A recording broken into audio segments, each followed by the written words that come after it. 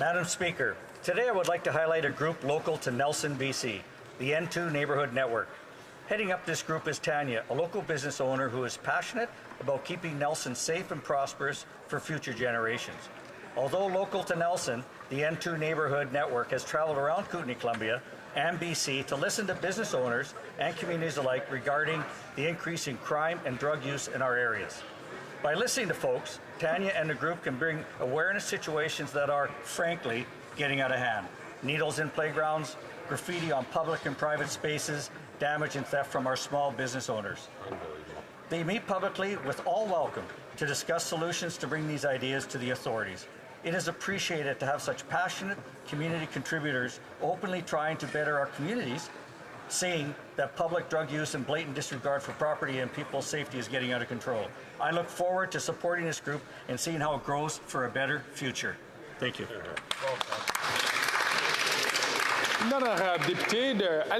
The Honourable Member for Halifax West. It is graduation season, and today I rise to congratulate all graduates, especially those in my riding of Halifax West. Cet accomplissement est le résultat. This accomplishment is the culmination of years of hard work and of the start of a new chapter. Graduates, their teachers, parents, extended family, and school administrators have been essential to their success. They've supported and believed in them, pushed them and inspired them, and been there to share their successes from elementary to high school and beyond. I want to give a shout out to the graduates of Charles P. Allen, Halifax West, Citadel High, École de Sommet, Bayview High, as well as our NSCC grads and those receiving a degree from the Mount St. Mary's, Dalhousie, and Kings. Congratulations, félicitations. Soyez curieux. Stay curious. Et faites votre place in our country and our world. Merci. The Honourable Member Greg for Fergus. Bay James. Why do we still have to deal with him? Nunavik EU. Pardon me. Oh, he doesn't The even know Honourable what he's Member, doing. I'll just correct your riding name. The Honourable Member for IBTB Bay James, Nunavik EU. Mr. Speaker, I would like to tell you about a young man from our region who is our pride and joy in the sport of life-saving, Marc-Antoine Bernier. He is an inspiring and determined young man who I've had the pleasure of meeting a few times. He will be taking part in the World Life-Saving Championships in Australia in August. This will be his second appearance at the World Championships, as he also competed in Italy in 2022. For over 10 years now, Marc-Antoine has been training at the Damocles Life-Saving Club in Val d'Or. Yesterday, he won the title of Canadian Life-Saving Champion in the 19 years and up category at the competition held in Victoria, British Columbia. In recent years, Marc-Antoine has also had the opportunity to take part in other major competitions, such as the Commonwealth Championships, where he was the only athlete from Quebec. Marc-Antoine, during the upcoming World Championship in Australia, I will be rooting for you, along with the people of Val d'Or, Abitibi, Bay James, Nunavik EU, and all of Quebec. The Honourable Member from Ottawa Centre.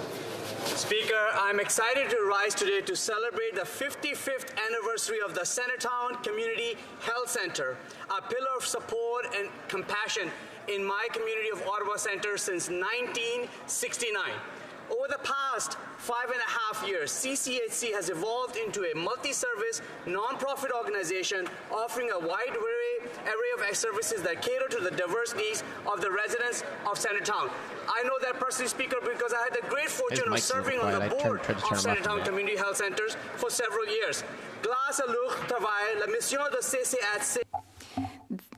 Thanks to their work, the CCHC's mission goes beyond simply treating illness. Their holistic approach, which includes promoting healthy living, supporting mental health, tackling addiction, and fostering inclusive communities, ensures that every individual feels valued, supported, and empowered. Many people to thank, but I want to congratulate all the staff for their hard work for serving so many in our community. Merci, Monsieur le Président. Thank you, Mr. Speaker. The Honourable Member from Calgary Heritage. Every day, I hear NDP Liberals make the disturbing claim that Canadians get more than they pay into the carbon tax. It's as if they're completely tone deaf to the voices of real Canadians. So I'm bringing the stories of everyday Calgarians right into this chamber. Here's the real impact of the carbon tax. For the Royal Canadian Legion 285, $12,144 this year. For Bitter Sisters Brewery, $8,200 last year. For Maria, her husband, and their 2 wonderful children, the burden is becoming absolutely unbearable. They buy expired food just to make ends meet, denying their kids the proper nutrition they need. Now they're on the brink of having to turn to food banks and the Wood Creek Community Food Pantry. My neighbors are suffering. NDP Liberals need to act. Axe the tax. The honourable member from Brampton North. Thank you, Mr. Speaker. Brampton is forging its way as a sports hub in Canada.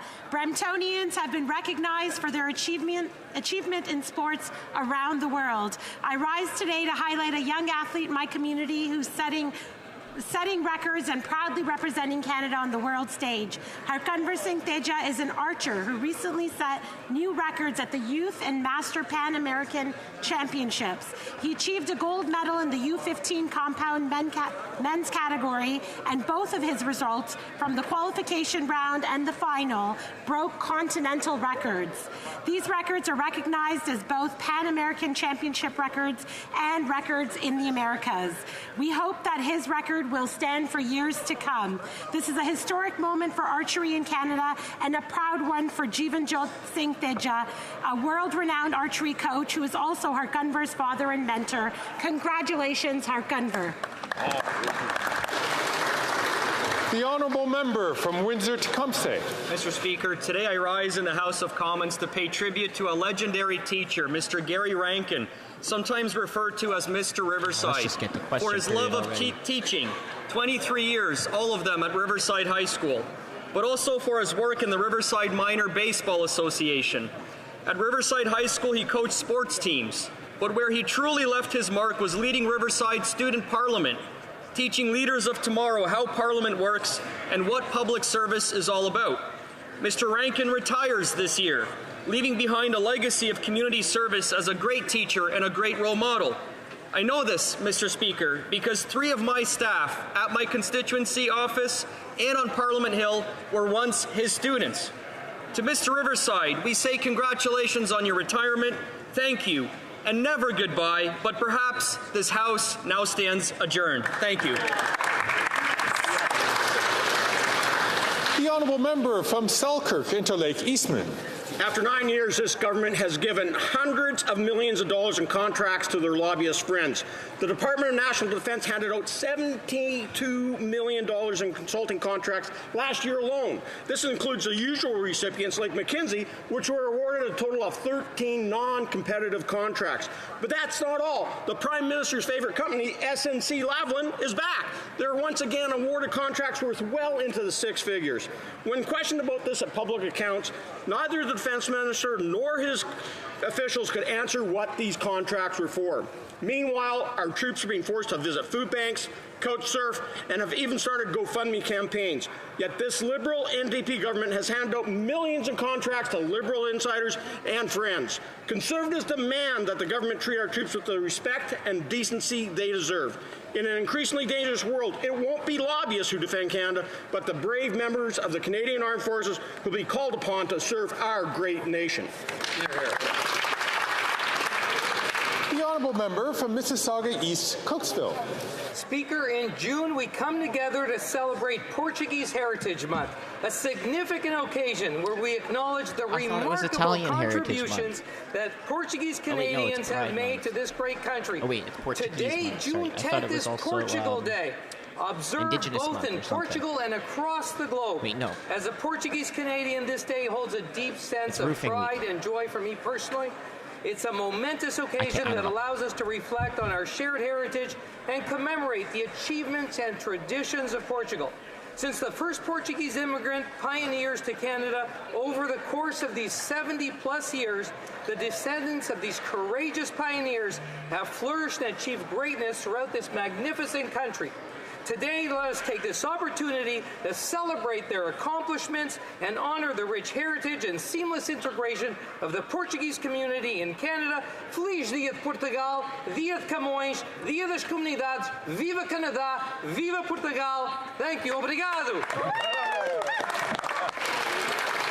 The honourable member from Caribou, Prince George. After 9 years of this NDP Liberal government, Canada's opioid and overdose crisis is raging out of control. The Prime Minister's solution to the crisis has been to flood our streets with taxpayer-funded drugs marketed as safe. Now a doctor from London, Ontario, where Canada's first safe supply program started, is sounding the alarm. Dr. Sharon Koivu, who initially supported the program, said that Safe Supply has worsened the addictions crisis in her community. She revealed that Safe Supply is being diverted and sold to organized crime and is leading to London having a 40% higher opioid death rate than the rest of Ontario. One of her patients actually moved from his apartment to a tent near a local pharmacy where Safe Supply pills were much cheaper and more abundant. This government's not fixing the opioid crisis. They're actively making it worse. For the good of all Canadians, the Prime Minister must put an end to his radical drug experiment today. The honourable member from Lakeland. After 9 years, poverty and food insecurity are emergencies in Canada. Last year, a record 2 million Canadians had to visit food banks in a single month. Food Bank Canada says nearly half of Canadians feel financially worse off since last year, and 25% can't afford to feed themselves. An Alberta Food Bank reported 4 times more working people have to access help than in 2022. Across Canada, 1 in 5 people say they or someone they know used a food bank in the last year. But the NDP Liberals still plan to quadruple their inflationary carbon tax over the next 6 years. The budget watchdog already proved their carbon tax is not worth the cost and drives up the price of everything for everyone. The majority of people are worse off with the carbon tax, but the Prime Minister won't listen. Like before, he's covering up reports that show the carbon tax's real cost to Canadians.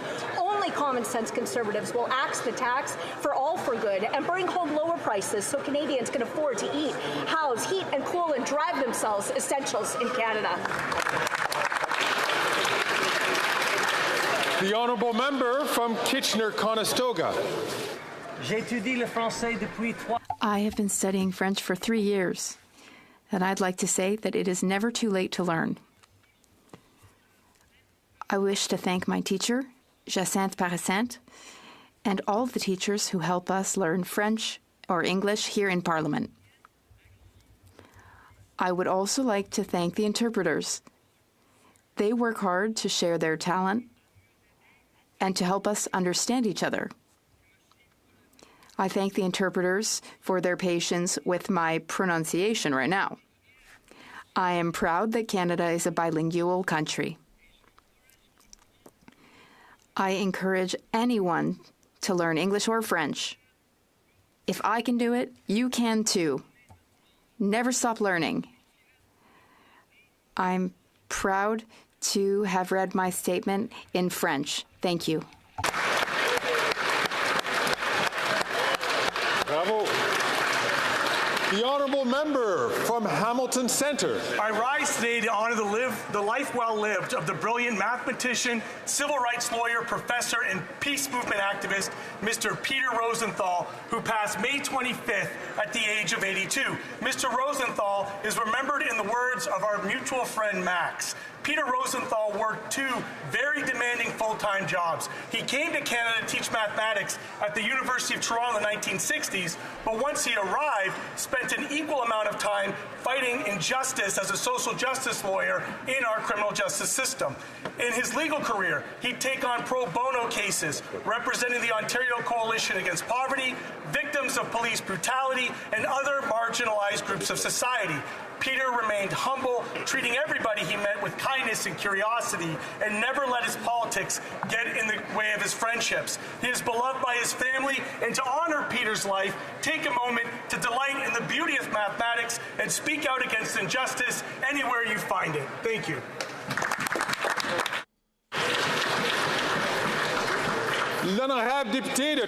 The honourable member for Trois-Rivières.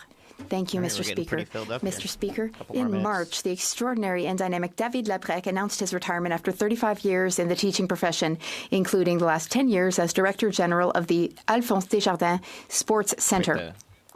When he retired, I wished him a happy retirement with plenty of rest and time to work on his garden. But after just 3 weeks of retirement, there was a big announcement. On April 3rd, the organizing committee for the 59th finals of the Quebec Games, to be held in Trois-Rivières from July 25th to August 2nd, 2025, by the way, well, they announced the appointment of David Labrec, recently retired, as general manager. With David at the helm, everyone can sleep easy knowing that the Quebec Games will go off without a hitch. Congratulations to the president of the Jeux de Québec in Trois-Rivières, Martin Leblanc, president of the organizing committee, and to his team for their excellent work, and good luck to David. The honourable member from Regina Capel. Mr. Speaker, one of the most basic responsibilities of any government is to protect the country from foreign threats. On this, the Prime Minister has been a complete failure. Last week, an intelligence report stated that an unknown number of parliamentarians have been, quote, witting participants in foreign interference in Canadian politics. What's even worse, though, is that the Prime Minister has known about these allegations for years and has done absolutely nothing about it. He's had years to establish a process to get to the bottom of which MPs have betrayed Canada, put in place a fair process for those accused while protecting intelligence sources. Instead, he's been quite happy to sit back and let it all happen. This is unacceptable. To maintain faith and trust in our democratic institutions, Canadians need the truth. That's why common sense Conservatives are demanding that the government expand the scope of the foreign interference public inquiry to receive all documents and information and reveal the names of which MPs have sold out their country. The Prime Minister and his Liberals might not have a problem with MPs working for other countries, but Conservatives do, and we're going to do everything we can to get Canadians the truth. The honourable member from Vaughan Woodbridge. Mr. Speaker, today the movie A Child from War premieres on Parliament Hill. I would like to invite all Canadians to join us and discover the story of Gino Faranetti Baraglia. Gino's heart-wrenching yet inspiring journey sheds light on the boundless hope and resilience of the human spirit amid the chaos of war.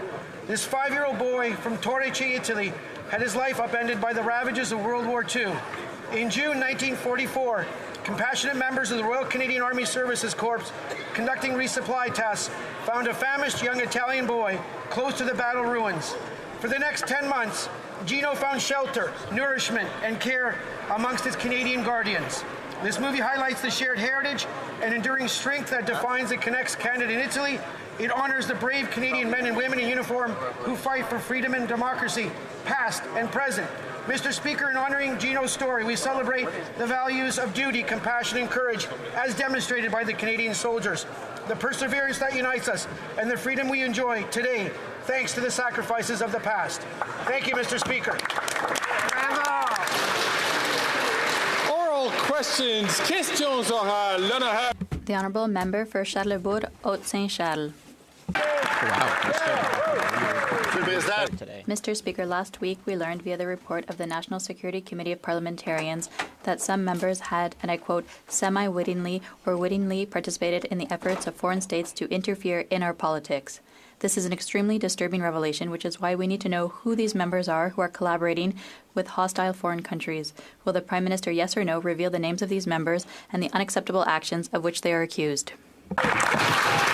The Honourable Minister of Public Safety. Mr. Speaker, I thank my colleague for his question. I'm a little bit surprised because the person sitting next to him, the parliamentary leader, sent me a letter over the weekend suggesting that the HUG Commission should look at these matters, that it was the appropriate forum with the precautions in place. The House is discussing today a motion from our friends at the Bloc Québécois that we will support, and I think it's an important time for Parliament to come together and to support the work of the HUG Commission, and that's exactly what we intend to do. The Honourable Member for Charlebourg, Haute-Saint-Charles. Mr. Speaker, Canadians expect their government here and in the Senate to work in their interest. I'm pleased to hear the Minister's answer, but I'd like for him to confirm if officially the Prime Minister will reveal to Commissioner Ugg the names of elected members and perhaps senators who have been involved in working with foreign states. Will he give the names or not? The Honourable Member of Public Safety. Once again, Mr. Speaker, our colleague should consult the person sitting on his left. He knows full well that the Hug Commission has access to exactly that type of information. The Hug Commission has access to all of the documents that the Committee of Parliamentarians consulted. The government has already been in touch. Privy Council officials have been in touch with the Hug Commission to discuss how we can advance on this matter. This is the responsible way to do things, and to rise in the House and to ask for a list of names to be revealed. He knows full well that's irresponsible, and we won't do that. The honourable member from Calgary Forest Lawn. Certain members of this House acted in the best interest of hostile foreign regimes interfering in Canada's democracy. This is a disgusting betrayal of Canadians who elected us to represent them in this place. We as MPs are supposed to serve Canadians, not foreign hostile actors. Why is this Liberal NDP government fighting to protect MPs' names, collaborating in the best interest of hostile foreign regimes and not Canadians? The Honourable Minister for Public Safety. Mr. Speaker, I'll repeat what I said a moment ago in French. We agree with members of this House that the appropriate forum to look at these matters is the Commission, already set up and operating. Set up, I would remind colleagues, with the unanimous support of all parties in this House. The Hug Commission has access to all of the documents that the National Security and Intelligence Committee of Parliamentarians looked at.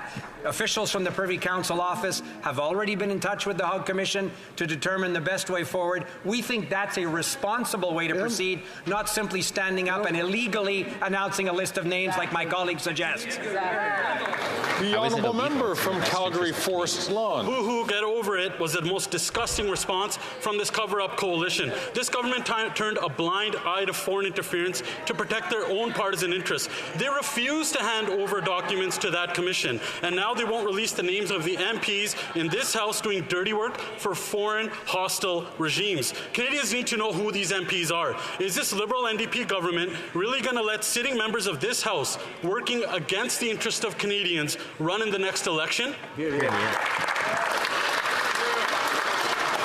Before the Honourable Minister responds, I'm just going to encourage all members, please, not to express their voices unless they are recognized by the Chair.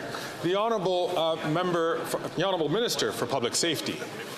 Again, Mr. Speaker, the government will be supporting the motion before the House today brought by the Bloc Québécois, asking the Hug Commission to examine this very matter. We think that's the appropriate way to do it.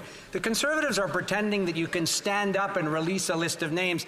Mr. Speaker, I asked the Deputy Commissioner of the RCMP, Mark Flynn, this morning, what would happen if I stood up and announced a list of names like my colleagues are asking me to do? And he said I would be subject to criminal prosecution. So guess what, Mr. Speaker? I'm not going to do that.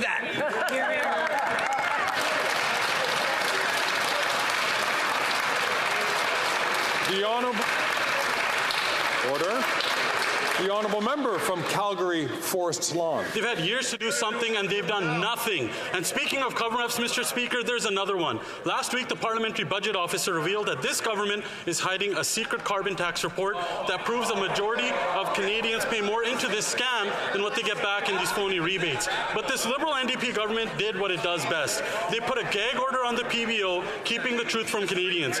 When will this Liberal NDP cover-up coalition lift the gag order and release the report to confirm what Canadians already know, that this Prime Minister and his carbon tax scam are not worth the cost? Once again, I'm going to remind members to please not take the floor unless they are recognized to speak to do so, so that we can hear the questions and we can hear the answers. The Honourable Minister for the Environment and Climate Change. Thank you, Mr. Speaker. We respect the work of the PBO, who provides independent analysis on the government. Conservatives, unfortunately, are misleading Canadians yet again. Our government has and will continue to support the Parliamentary Budget Officer to fulfill his role and his office. The report correctly confirmed that 8 out of 10 Canadians get more money back in rebate than they pay in fuel charge. The Parliamentary Budget Officer has said that carbon pricing is the least disruptive measure to use to fight climate change. Instead of misleading Canadians, Mr. Speaker, Conservative should take math classes over the summer and come up with a real plan for the economy and climate change. The Honourable Member for La Prairie. Today we're debating a Bloc Québécois motion to expand the Hug Commission's mandate to investigate foreign-influenced members. Why did we table this motion? Because the Liberals are consistently unable to show leadership on the issue of interference. They're always lagging behind, and frankly, they should be embarrassed that the Bloc Québécois has had to take this initiative again today. They are the government. Why do they always have to be up against the wall before they move on foreign interference?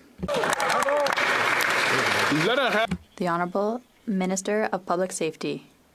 Mr. Speaker, I thank my friend from La Prairie for the question. Good news, the work I've done together with him and other parliamentary leaders last summer led to the HUG Commission, and we believe, furthermore, that the terms of reference that we negotiated with our friend from La Prairie allows them to do the work that is in the block motion. We will support the motion at the vote tomorrow, and we will work with the HUG Commission to find the best way to move forward. The Honourable Member for La Prairie. Last week, in question period, when I asked what this government was going to do to ensure that no one in the House was working for foreign powers, the Deputy Prime Minister responded by talking about interest rates. The Bloc is concerned because of this threat to democracy, and she gave us murky spin. It speaks volumes about the Liberals' lack of seriousness. It's not a big deal, according to them.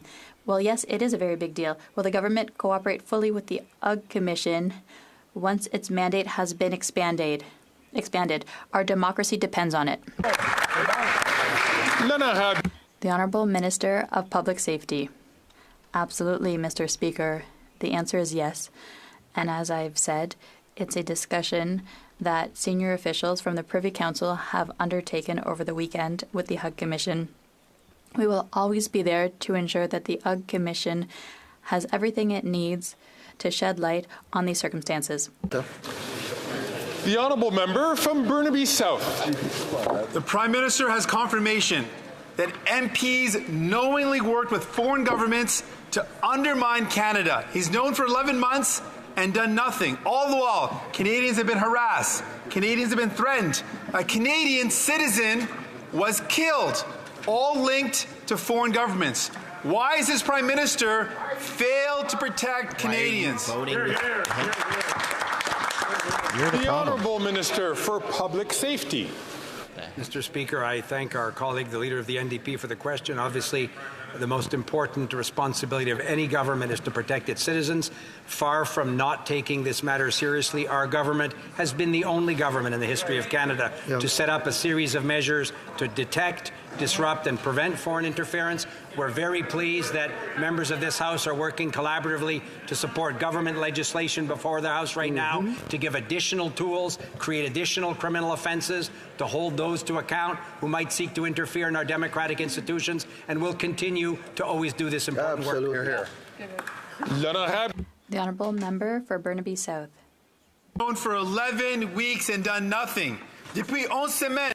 For 11 weeks, the Prime Minister has known the names of members potentially working with foreign governments, such as India and China. For 11 weeks, he has known about MPs potentially assisting a government that may be responsible for the killing of a Canadian citizen. Why hasn't the Prime Minister done anything in those 11 weeks? Has been flying around on his jet. The Honourable Minister of Public Safety. Mr. Speaker, on the contrary, our government is always working to protect democratic institutions, strengthen the measures that are necessary to ensure the integrity of our electoral process. Law enforcement, CSIS, are always working and take their responsibilities seriously. I have full confidence in the national security agencies, and I have full confidence in the HUG Commission to examine precisely the scenario my colleague brought up. The Honourable Member from Peterborough, Kawartha. After 9 years of this Liberal NDP government, here's the facts. 1 in 5 Canadians knows someone accessing a food bank. 25% of Canadians are going hungry, and 44% feel financially worse off than just 1 year ago. Canadians aren't doing well, despite this Prime Minister gaslighting them. And it gets worse. Now, there's a PBO report that reveals the true cost of the carbon tax. So, why aren't they allowing the PBO to release it? He's been gagged, and now we want to know why. The Honourable Deputy Prime Minister and Minister of Finance. Mr. Speaker, the only people in this city who seem to be gagged are Conservative MPs. They're not allowed to express their true views when it comes to ending a woman's right to choose. And none of them are allowed to express a view on tax fairness. But Mr. Speaker, tomorrow they're going to have to stop deflecting and evading and take a stand. We'll see if they support fairness for every generation. The Honourable Member from Peterborough Kawartha. Well, thank you for that perfect example of deflecting. Again, this is not hearsay. This is a letter sent by the Minister's office to the PBO, okay? He is saying to the PBO, this is the real cost of the carbon tax. Conservatives have been saying for months to axe the tax because we know it drives up the cost of literally everything. It is causing misery. The Liberals say that's not true. So if it's not true, why the gag order? Why are they not allowing the PBO to release this carbon tax cover-up that shows the true cost of what it's costing Canadians? The Honourable Deputy Prime Minister and Minister of Finance. Mr. Speaker, we believe in investing in affordability for Canadians with programs like a national school food program, dental care, a national system of early learning and childcare, and we're going to pay for it in a responsible way with tax fairness. So I would like to invite that member to lift her own personal gag order and come clean with Canadians on whether she supports tax fairness or whether she supports tax breaks for the wealthiest among us. Freeland today. The Honourable Member from Carlton Trail, Eagle Creek. Canadians are not being fooled by this Prime Minister or that Deputy Prime Minister.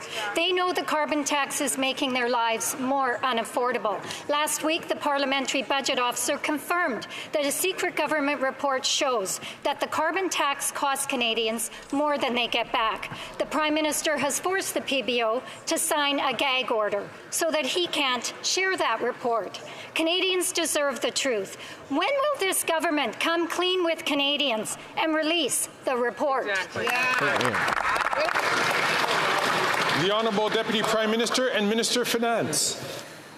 Mr. Speaker, the people who are not going to be able to fool Canadians for very much longer are these Conservatives. For days and days, for weeks and weeks, they have been dithering and deflecting and evading when it comes to our proposed measures on capital gains. Tomorrow, they're going to have to take a stand. So I invite the member opposite to lead the way by lifting her own personal gag order and saying what she believes. Bravo. I'm going to ask members again, who've been really pretty good today, is to please just not take the floor until they are recognized by the chair. I'm certain we all want to hear the question from the Honourable Member. The Honourable Member from Carlton Trail, Eagle Creek. Well, the fact of the matter is, Mr. Speaker, Canadians know that after 9 years, this Prime Minister is just not worth the cost or the corruption. He is desperate to cover up his own secret report, which shows that Canadians are worse off under his carbon tax regime. He knows it, we know it, and Canadians know it. When will this Prime Minister lift his gag order on the Parliamentary Budget Officer and release his report? The Honourable Leader of the Government in the House of Commons. Mr. Speaker, on Friday, surprise of surprises, that very member from Carlton Trail, Eagle Creek, informed, I'm sure for the first time, her own caucus colleagues, but indeed the entire House of Commons, that she picks and chooses which parts of the Conservative platform she runs on. This whole party, we know, ran on a price on pollution in the last election, but this member stood up and told us that she really didn't. So maybe she could tell us right now which parts of the Conservative platform she doesn't approve of today. The Honourable Member from Foothills. Canadians are not buying what this Prime Minister is selling because they know the carbon tax is not worth the cost. Canadians can't put gas in their car, food on their table. They know the real pain of the carbon tax. So does the parliamentary budget officer who confirmed that the Liberals have an economic analysis of the carbon tax that shows the real pain of that tax, but they refuse to release it. I wonder why. Maybe because it confirms what Conservatives and Canadians have been saying all along, that the carbon tax isn't worth the cost. Right. Will the Prime Minister unmuzzle his budget watchdog, table a report, and admit to Canadians that the carbon tax is all pain, no gain? The Honourable Minister of Finance and Deputy Prime Minister. Mr. Speaker, the people who I sincerely believe need to be unmuzzled are the Conservative MPs. I think that it is time for Canadians to know which Conservative MPs believe a woman's right to choose should be ended in Canada. And it is definitely time for Canadians to know whether Conservative MPs believe in tax fairness or whether they believe in tax breaks for their wealthy friends. Tomorrow, we'll find out. Yeah.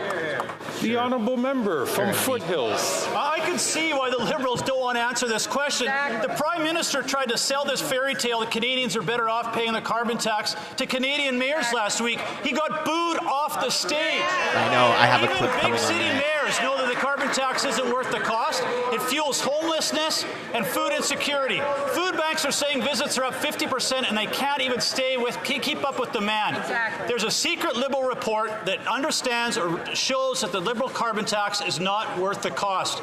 Will the Prime Minister table that report, end the carbon tax cover-up, and admit to Canadians that the carbon tax is all pain, no gain? The Honourable Deputy Prime Minister and Minister of Finance. Mr. Speaker, the Conservative leader is fond of making inflammatory statements. He called our system of early learning and childcare a slush fund. He called co-op housing Soviet-style housing. And he called brave Ukraine dismissively a faraway land. But he is silent on one issue, and that is tax fairness. Tomorrow, he's not going to be able to dither anymore. Every single Conservative is going to have to take a stand. We'll see what they really believe. 65% is crazy. Especially if you're trying to increase productivity in this country. The Honourable Member for Beauport-Limoilou. We need to revisit the Auditor General's 3 disturbing reports. She paints a picture of a total loss of control over public funds. Under the Liberals, there has been an explosion of untendered contracts with no explanation. Consultants have gotten rich without accountability and without anyone even knowing whether or not they delivered the required services. Public funds were allocated to ineligible projects. How is it possible to lose control to such an extent without a single person being held accountable? The Honourable Minister of Public Services and Procurement. Oh, never mind. Thank you, Mr. Speaker. I thank my colleague for asking that question. It gives me the opportunity to remind the House that the Auditor General's work and the work of all other institutions is important, and that is why the report she tabled last week was well received. The report puts forward observations that are about identical to what we've had for about a year now, and for this reason we will continue to do the work that we've been doing for a year. The Honourable Member for Beauport-Limoilou. Let's recap. Public funds spent untendered and unmonitored on companies that we don't even know whether they fulfilled their mandate. Sustainable development money diverted to interests having nothing to do with the environment. No decision-making at the top, despite minutes confirming these problems and warnings from whistleblowers. Conflicts of interests, ethical problems. I have a riddle for the Liberals. Am I talking about the AG's reports, or am I taking stock of the Prime Minister's career? The Honourable Minister of Innovation. Thank you, Mr. Speaker. Mr. Speaker, I thank my colleague for her question, but honestly, Mr. Speaker, I'm a bit surprised. Because in fact, that criticism usually comes from the Conservative Party. As she knows very well, on SDTC, This is an organization that was created by Parliament. The chair of the board of directors stepped down and more as well. But more importantly, we've changed the model to continue to send money to small businesses that fight climate change. Many of them are in Quebec, Mr. Speaker. So on this side of the House, we will always do what's needed to ensure governance and support our small businesses throughout the country. The honourable member for Trois-Rivières. The Auditor General's reports, especially the one on McKinsey, do much more than expose specific problems. They are about the Prime Minister's entire record. These reports portray a government that has no qualms about breaking its own rules, a government that doesn't sweat the ethics, a constantly negligent government under which a culture of complacency and waste of public funds has emerged. In its report on McKinsey, the AG points to a widespread problem. How can this widespread problem be resolved when, in the end, it is merely the result of the Prime Minister's leadership style? The Honourable Minister of Public Services and Procurement. Thank you, Mr. Speaker. Thank you once again to my colleague. I'll note the same things I summarized earlier. The work of the Auditor General is essential on this issue, but on many other issues where her guidance and recommendations change the way we can improve services to Canadians, including by increasing confidence in processes. We have many other things to do as well. For example, continuing to invest in the middle class. There was a good announcement last week. For the first time, interest rates have gone down. The honourable member from Lambton, Kent, Middlesex. After 9 years, this Prime Minister is not worth the cost. Canadians are struggling to afford food, and the NDP Liberal government doesn't care. From their carbon tax to red tape to the ban for plastics for produce, every single bad policy that this government announces hurts our farmers and makes food more expensive. One farmer paid over $25,000 in a single month in carbon tax alone. Farmers can't absorb these costs. And no, they don't get a rebate check. So when will the NDP Liberals get out of the way and pass Bill C-234 in its original form? 20 plus HST and all that Honourable stuff. Deputy Prime Minister and Minister of Finance. Mr. Speaker, we do believe it is essential to make investments to make life more affordable for Canadians. That's why we have put forward the most ambitious housing program in Canadian history. That's why we are making dental care available to 2 million Canadians already. That's why we've created a national system of early learning and childcare. And we know it's important to pay for this in a fiscally responsible way. So we have a plan for tax fairness. But the Conservatives prefer austerity and helping their wealthy pals. Tomorrow they're going to have to admit it. Honourable member from Lambton, Kent, Middlesex. Well, another fairy tale from a Liberal who clearly doesn't understand food production. The government can't deny that paying $25,000 in a single month in carbon tax is punishing this farmer. The NDP Liberals live in la-la land if they don't think that these costs get passed on to Canadian families. So when will this government leave fantasy land, stop hurting our farmers, and pass Bill C-234 in its original form? The Honourable Leader of the Government in the House of Commons. Mr. Speaker, Canadian farmers know, but this member apparently does not, that 95% of all farm fuels are already exempt from the price on pollution. And as for Bill C-234, the very tortuous parliamentary process that this party has submitted that bill to, I'm glad that my counterpart, their House Leader, has finally relented and allowed it to be debated today. But we'll see how the opposition determines to go forward on that bill that they presented and they are responsible for. Yeah, good point. The Honourable Member for Beauce. Mr. Speaker, after 9 years, the Bloc Liberal coalition continues to make life more expensive for Canadian families and farmers. By allowing the Senate to gut Bill C-234, they are contributing to the demise of a generation of farmers. The Bloc and the Prime Minister are not worth the cost. Food prices have never been so high, and food bank use has increased by 25% in the last 6 months in Beauce. Will the government commit today to vote according to the will of Canadians and pass Bill C-234 in its original form? The Honourable Leader of the Government in the House of Commons. Mr. Speaker, farmers in Beauce are very smart people. They know very well that 95% of farming fuels are exempt from all form of price on pollution. This is a message that seems to have escaped their member, however, so I will give him a reminder that the bill he is talking about will not be able to assist those farmers. I look forward to seeing the process that the Conservative Party will use to try and get this bill through. The honourable member from London Fanshawe. Steelworkers Local 2918 at IMT Defense are proud to build the equipment Ukraine needs to defend itself against Putin's illegal invasion. But they're underpaid and can't afford food or rent. Despite receiving millions in taxpayers' dollars and sky-high profits, their employer hasn't been treating these workers with the respect they deserve. They've been on strike since early June to demand fair wages. When will the Liberals finally stand up for Canadian workers and ensure tax dollars go to good-paying, unionized jobs?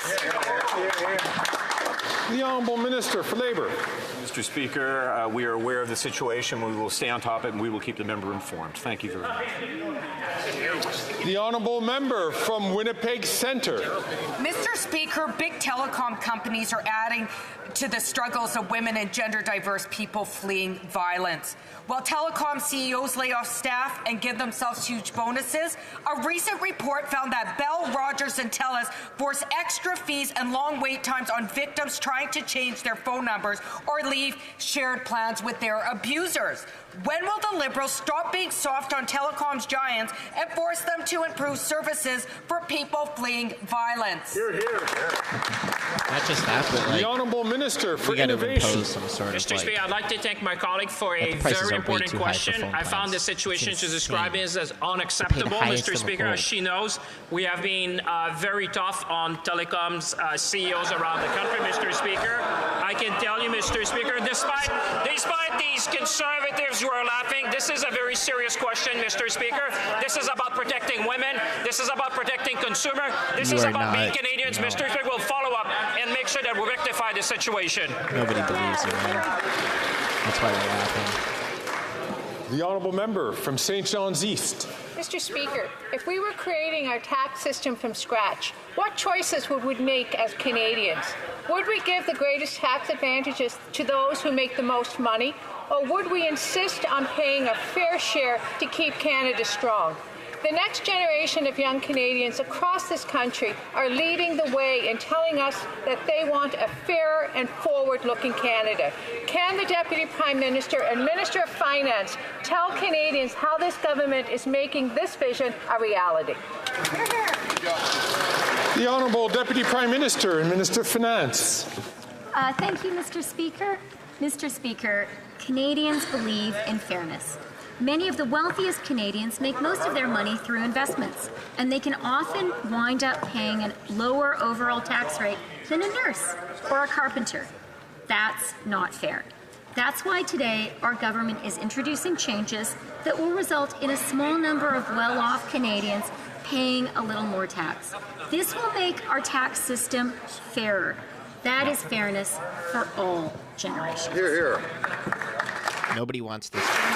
The Honourable Member from Thornhill. Speaker, the Prime Minister was warned multiple times about security threats from foreign interference. He was told measures to protect something as fundamental as our democracy were insufficient, and he repeatedly failed to do anything about it. We now know that members of this House knowingly assisted hostile foreign states against Canada's interests, and the government hides behind national security and cabinet confidence while these members are still allowed to sit in caucus, sit in this House, and serve their communities second. They've redacted and withheld documents from the Hogue Commission. So will they hand over all of the documents unredacted with names? The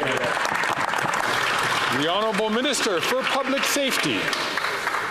Mr. Speaker, as I said earlier in question period, our government has always collaborated with the Hogue Commission and senior public servants who are responsible for decisions around redactions work collaboratively and constructively at all times. And as I said, Mr. Speaker, obviously the government will ensure that the Hague Commission has access to all of the documents necessary to do the important work that we've asked them to do. That's been our position since we created the Hague Commission, and that will continue to be the work we'll do.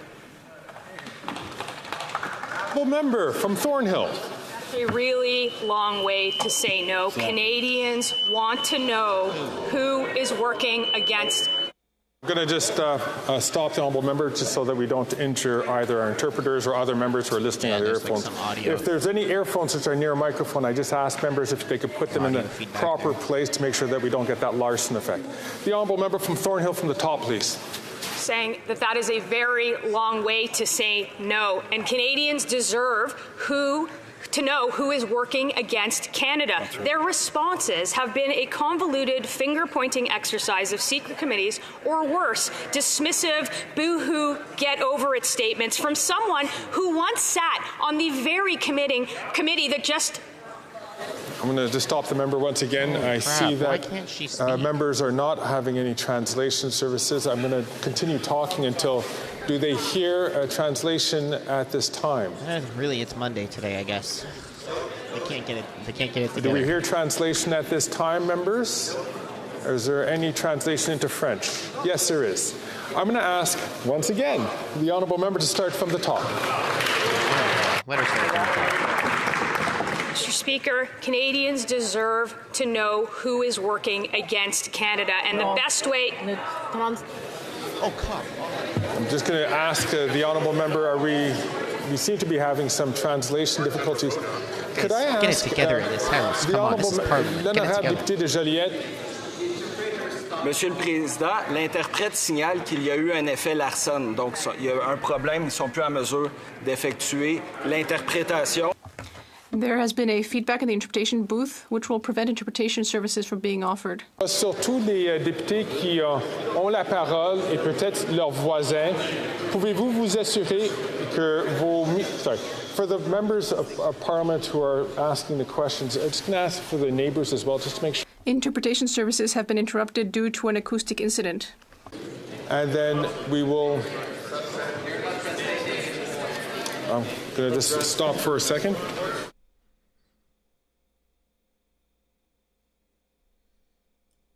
Holy crap, they can't get it together here. Somebody get them a new PC. Somebody get the Parliament a new PC. These guys can't get the audio right. Chers collègues, il faut qu'on suspende les travaux de la Chambre pour quelques instants, juste pour faire une mise à jour. Ladies and dear colleagues, we're just going to suspend the House for a couple of minutes as we explore further on this issue. Okay. Let's just let them have their time.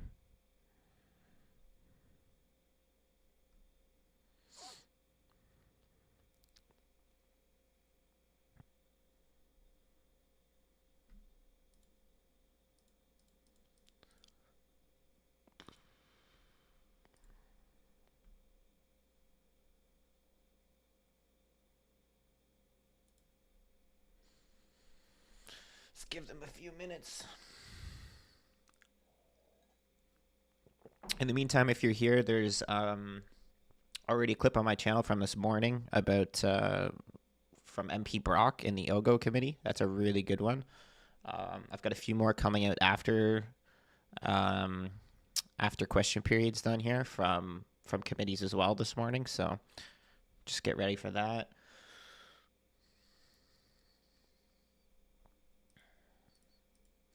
Yeah, no, somebody donate to Parliament. Get them a new PC. These guys can't get audio right. Like, anybody in here, used to work for like a band or something? Anybody know audio?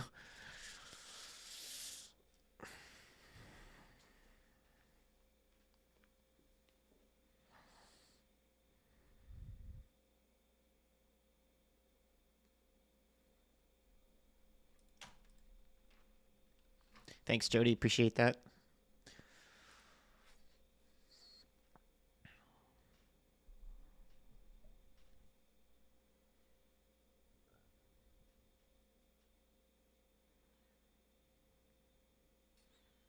House is suspended to the call of the chair.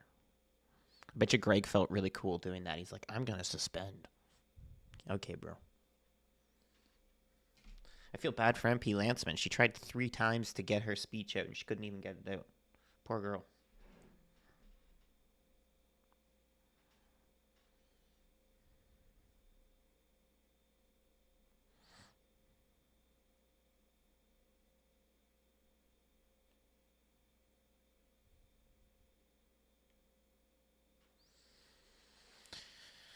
Oh, come on.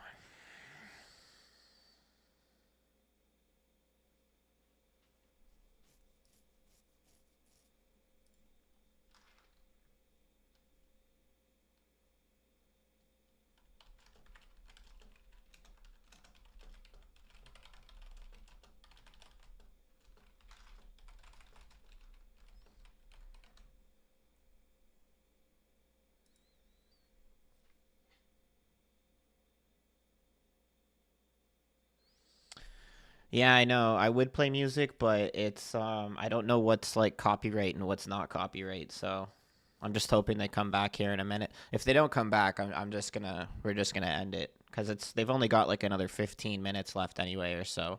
So we're just gonna end up getting like a bunch of like backbench liberals. So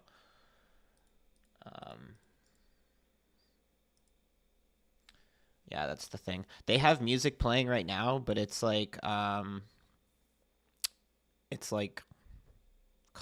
wouldn't call it classical. It's more like symphony. It's like symphony music. They play like some really old school stuff right now. I don't think anybody wants to hear that.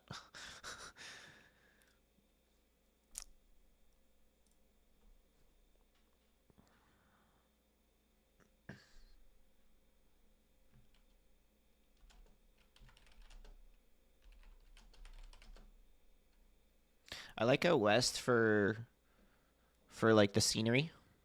Like it's definitely nicer, like Banff and stuff. I haven't been too much in like BC, but it's definitely nicer than lots of parts out east. But there's cool stuff in the east too, for sure.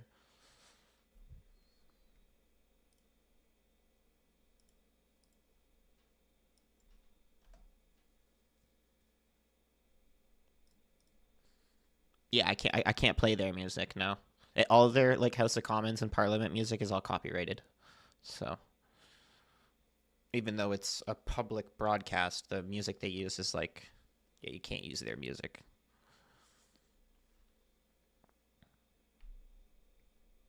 Start singing. I don't think yeah, nobody wants to buy tickets to my concert, man.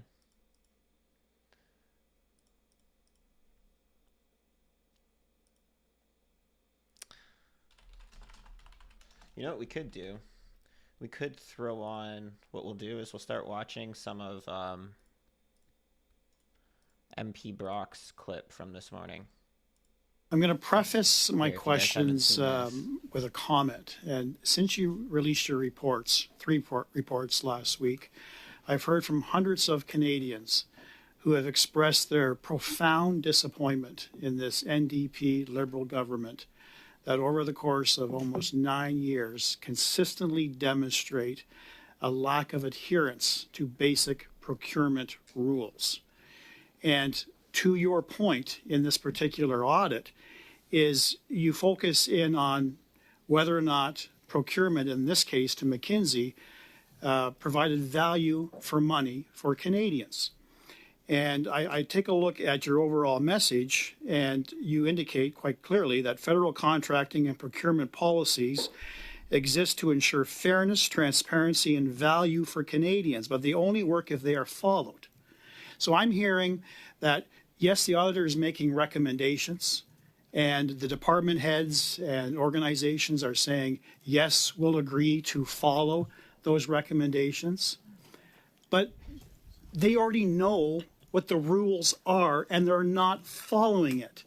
And every audit that I have been privy to from your office consistently shows a pattern of disrespect for taxpayer monies. So the question to you is, how do you define value for money from an auditor's perspective? That's not always a simple question to answer. In this case, we did outline in our audit report, I'm just trying to find the paragraph for you, it's paragraph 28, where we listed elements that we were searching for to demonstrate value for money. I would have told you that value for money during the pandemic might have been evaluated in a slightly different way than it should be evaluated in the normal course of business. But we would have expected that departments would have clearly articulated the need for a contract, what the expected deliverables were, whether all the deliverables had been provided, and whether or not the ultimate intent of that contract, so the outcome, was achieved. Yeah. So we more than half, one or more of those, we could not see being demonstrated. The Government of Canada has published on its website that it must adhere to 4 fundamental principles of financial management. 1, value for money. 2, accountability. 3, transparency. And 4, risk management.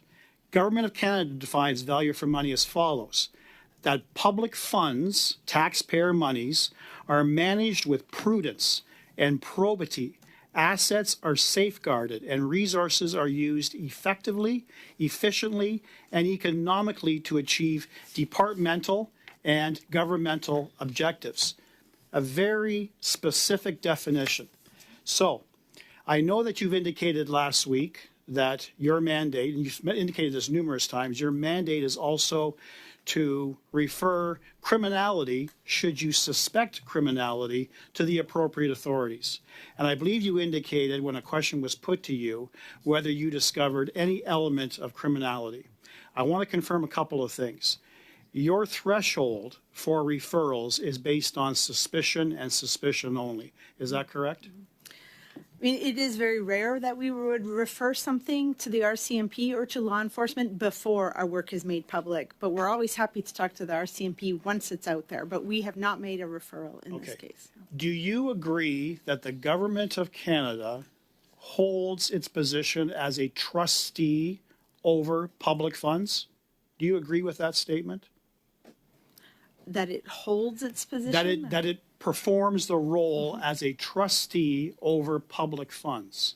Do you agree with that statement? I agree that it should be using public funds in a way that brings the best value to Canadians. Okay. Absolutely. You don't agree that they hold a trust relationship with Canadians?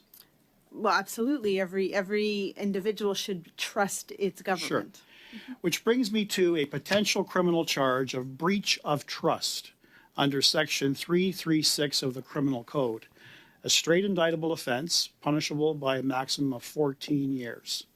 The elements are there that potentially someone who made the decision to favor McKinsey on a broad range of departments and Crown corporations could be held liable for the actions that they took. So, did you direct your mind at all to the potential that there should be a breach of trust investigation by appropriate law enforcement? He brought the Very receipts. brief answer. Given the origin of this audit, we were looking for whether or not there was direction or political interference. We did not see it in this audit. If there was a concern around improper use of public funds in a way that could have been criminal, we would have referred it to the RCMP. I'm afraid that is our time, Mr. Brock.